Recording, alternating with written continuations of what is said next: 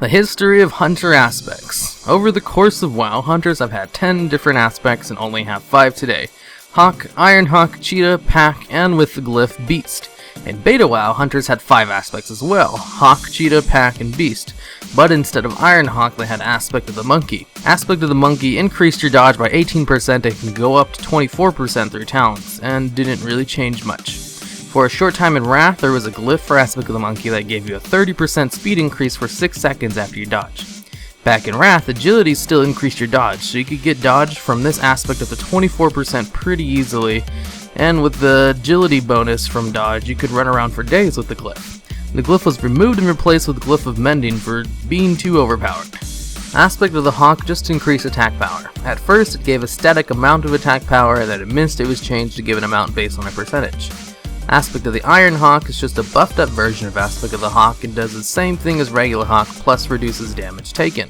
At first it reduced damage taken by 15% and then was later changed to 10% because 15% reduced damage at all time is pretty ridiculous in raids, and that 10% is still really good.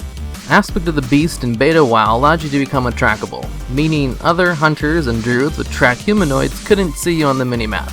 It also allowed you to gain your pet's tracking abilities and gave you the ability to track beasts. Tracking worked weirdly for hunters in beta and was more about using your pet to track to fit with hunter lore, but was later scrapped. Then in Wrath, they gave it the super useful ability of increasing yours and your pet's melee attack power by 10% in addition to not being tracked. Then the aspect was removed from the game at the beginning of Cataclysm and re-added back into the game at the start of Mist in the form of a glyph. This new glyph aspect only provides the untrackable ability. Aspect of the Cheetah in its first form in Beta WoW increased run speed by 20% and still had the 4-second daze to it. Later, it was changed with 30% run speed. It can go up to 38% through talents that was later added to a glyph. For a short while in Cataclysm, there was a bug where if you used Chimera Shot while an Aspect of the Cheetah, you would be dazed. Hunters complained constantly on the forums about the daze effect since it was introduced. So in Mist, they added a glyph that would instead take you out of the aspect when struck and put your aspect on a 4-second cooldown instead of a 4-second daze.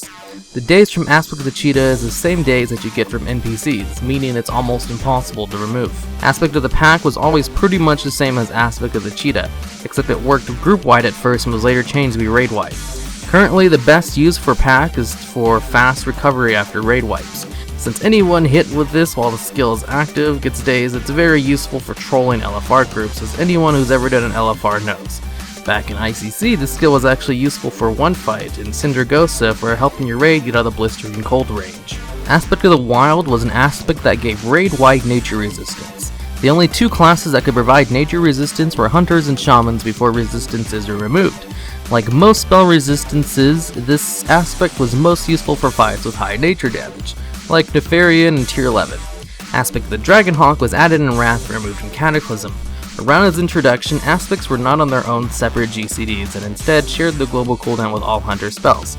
Most hunters, because of how good Glyph of the Aspect of the Monkey was, would change to Monkey when in melee range and change back to Hawk when at range. What Dragonhawk did was combine Monkey and Hawk into one aspect, so anything that benefited Monkey or Hawk also worked on Dragonhawk. With Dragonhawk, you only ever needed to aspect dance into Viper when you ran out of mana, which happened often.